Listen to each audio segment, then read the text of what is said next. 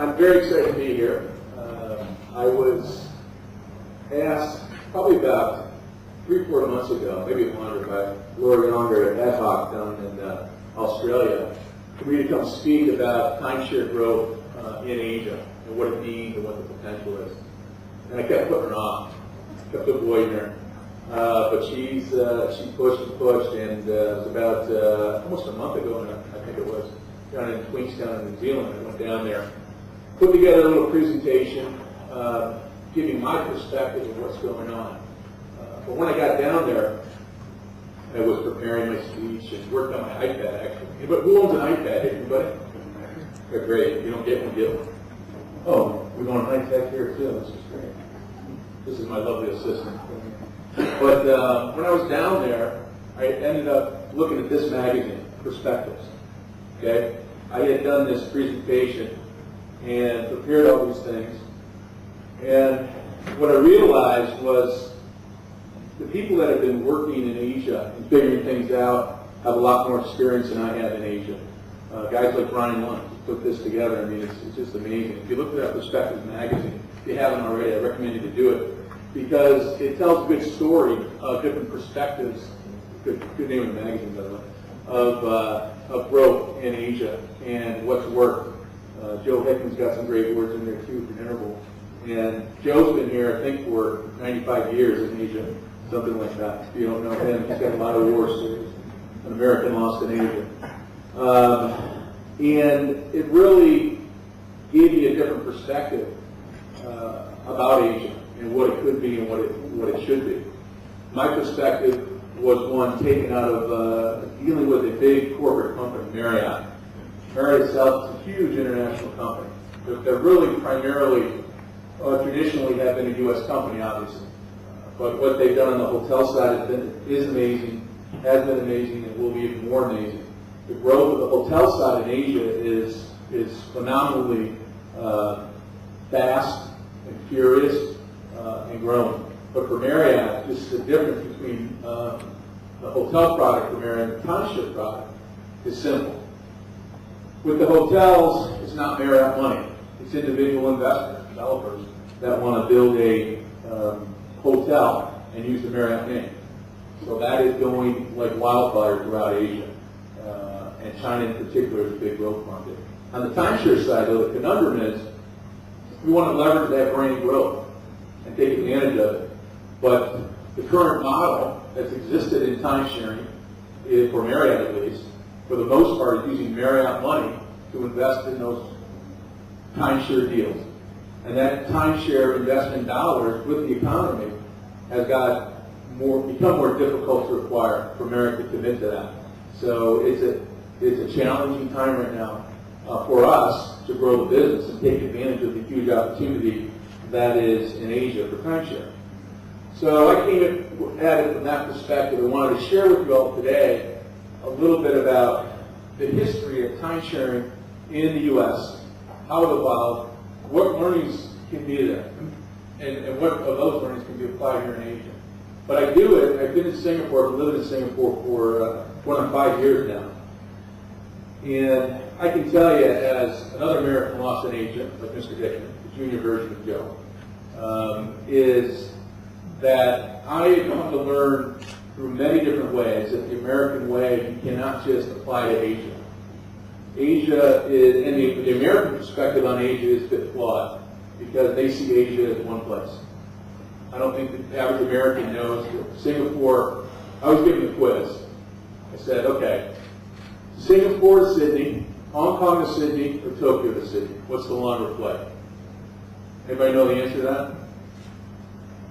They're all the same. 7 hours. Okay?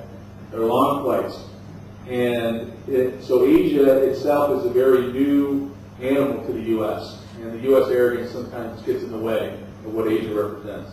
So this perspective that I'm going to give you is not a Marriott perspective per se, as much as a fellow timeshare person's perspective on the opportunities and hindrances of growing timeshare in Asia, and in particular how to overcome some of those obstacles, some of the things we need. So, And I didn't know we could have done a live video feed. I would have stayed in Singapore. That was, Pilates got it all figured out. Those RCI guys must have a lot of money to throw around. I don't know what's going on with that. So let's see if this low-tech thing works. Here we go. So you can see there's no Marriott logo on here. So it's unofficial Marriott stuff. Although technically I'm still the Marriott guy, Brian. So I didn't. By the way, Brian was interesting. Brian and I haven't officially met. He heard from Laura, hooked me up with Brian on email. And Brian said, Dom, can you come to the conference? And I said, well, okay, let me see what's going on. I have 5 kids, so keeping track of them is always interesting. And so next thing I know, I get this invitation to Charlotte, I think, and I'm speaking, and can I have a presentation? And I'm like, Brian, you must have been an OPC at some time. You closed that deal real quick. I don't know what happened. But anyway, so I'm glad to be here. Thank you again, Brian, for the invitation. So if you look at this here, talk about the history. What I've tried to do, I grouped it in 4 sections, basically. The beginnings of timeshare. And again, this starts from a U.S. perspective, but really the timeshare industry started in Europe. For those of you know the history, I think everybody does. Some of the enhancement phases that went through on the product. What happened when the brands came into the timeshare business. Some people think that was good. Some people have different perspectives. And then the securitization. Everybody knows securitization when I say that. And I hope I'm not going too fast. You got to give me if I'm going too fast, give me the signal. That's where my kite hands are. The securitization is basically selling consumer loans. So as we as developers originate a loan, instead of waiting 5 years for our money, say a $20,000 loan, what we'll do is go ahead and sell it to a bank and get $18,000, let's say today, and let the bank worry about chasing it. So that was a big part of the growth of the timeshare business we talked about. And the reckonings. Reckonings were still in my opinion, of the industry as a whole. How did all that impact us, and what does that mean? So, this is the roller coaster of the timeshare growth. I think most people have seen something like this. What I tried to do was lay the little epochs of eras there that I could find. The beginnings here, we were talking about that in Europe in the 1960s, 1970s is when timeshare started. For the most part, how did it start? It started from trying to find another way to monetize condominiums, right? So then what happens here, it starts growing up. And all these different phases that we'll talk about we went through. And then the economic tsunami hit. That was about, it hit in 2007, really started hitting the U.S. Some people thought it was even sooner. In Asia, I can tell you, up till halfway through 2008, we were going like gangbusters here on our side of timeshare. It was amazing growth. Similar to what we saw in the years, $1 to $2 billion in the U.S. And it was on a great pace. But when that economic tsunami hit in Asia in about 2008, started taking root, that's when everything started falling. Again, most of this is U.S. driven, and the drop has been phenomenal. So again, I talked about in Europe we started, and then we talked about Florida. It was a big part of Hawaii and Florida actually in the early 70s when things started taking root. Then a big development was the American Resort Development Association, ARDA. ARDA, because of the huge growth of the timeshare business in particular, has taken on a tremendous role as a consumer advocacy, keeping things going, talking about, you just heard some of the governor, some of the concerns that localities have about development. It's always a bit tricky. So they've given us some standards. And then Europe, Spain, and Portugal, in Tenerife, Canary Islands, a lot of timeshare was going on there. Then in Australia, we think it's 1978 it started. We tried to verify that when I was down there. And then Asia really, the earliest I could see was 1990s, the first timeshare in Asia. Somebody's got a better number than that, here's let me know. But that's really kind of the first. I know Marriott, our Phuket beach probably started in 2001. So we were, again, late to the game. What's that? 80? 87? Okay. And then I put ad hoc down here in 1994. Brian, I was going to put AOC. How do you pronounce it? AOCAP. That's very easy. I couldn't figure it out for now. I was saying ad hoc. I was catching that one up down there. But when did you start your organization? Last year? 2009. So that's another one to be added on here. And those are important aspects of the evolution. Now, enhancements, when I talk about enhancements, you talk about when timeshare first started, obviously, didn't have exchange companies. Exchange companies were huge. RCI was first, and Interval came right after it. Amazing flexibility. This was, the enhancements was really about flexibility, you know, in the product form, the locations, the destinations, all those things worked out well. Lockouts was a big part of it. And then Marriott started offering the Hotel for Trade program, okay, which gave another way to take your timeshare and use it with the Marriott hotel system. It was a big, big benefit. And then point programs, making the timeshare product even more flexible. And then hotel brands offering internal exchange within their system, kind of like through the hotel program. Resale market companies, a secondary market coming on. Alternative use of timeshare, such as cruises, ice gallery, a big, obviously, benefit provider, I should say. And the brands. Again, Marriott was the first one, 1984. Big guy by the name of Bob Miller. Everybody meet Bob Miller before? Yeah, he's one of my bosses. Big Bob's still kicking. And keeping life interesting for me. But, you know, American Resorts was bought by Bill Marriott in 1984 and got the first brand of the timeshare business. And it started changing the game pretty quickly.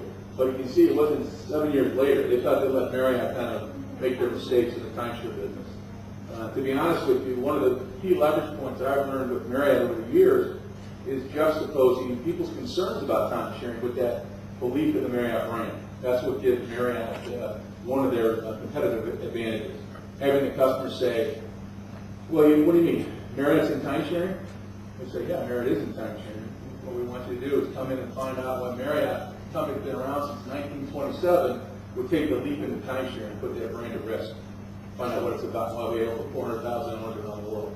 That's what we try to teach our marketing people to lead with, the eye-opener. And then Walt Disney, Hilton, Hyatt, you can see everybody down the road. And so the brands started following suit. They started making money. And this is okay. To them, it was originally about another way to move hotel rooms. But what happened then is securitization. I talked a little bit about that before. This is when really things started taking off. It was another way for hotel companies to report to Wall Street, really about how they can get more cash quicker. So instead of waiting for the revenues from that 5, 10-year loan in some instances to get off the Marriott balance sheet, for instance, we were selling it. And we started securitizing, other companies started securitizing, got up to a multi-billion-dollar business, which is huge.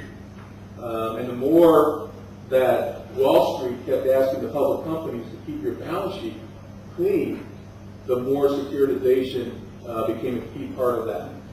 And the markets loved it. A great book to read. Anybody read The Big Short? It's a book about the rise and fall of the mortgage bond market and everything that's going on. It's a really good insight. The guy actually has a couple books. I forget his name. I can't remember in a second. Anyways, so the public companies were getting, on the timeshare side, the timeshare was generating a third of their profits. I know at Marriott, you looked at the total profit for Marriott, we were up to a third of their profits. They loved us. They were in love with the timeshare business. A lot of growth was going on there. Okay? And then all of a sudden, the global economic crisis hit, and nobody wanted to buy these mortgage notes anymore. So things got really scary, and money started drying up, and that's when the bottom started falling out. So when that Lehman was the big starting point of all that. You guys can remember Lehman Brothers when they went belly up. Then it came to Asia. Securitization slowed, and because, or in our instance, in Marriott's instance, because we're a U.S. company and our timeshare was hurting the U.S., it dragged the opportunity for growth here. It slowed it up tremendously. We've got to retrench and rethink things and focus on, how do you as a timeshare operator, developer, make money without the benefit of securitizing your notes? How do you do that?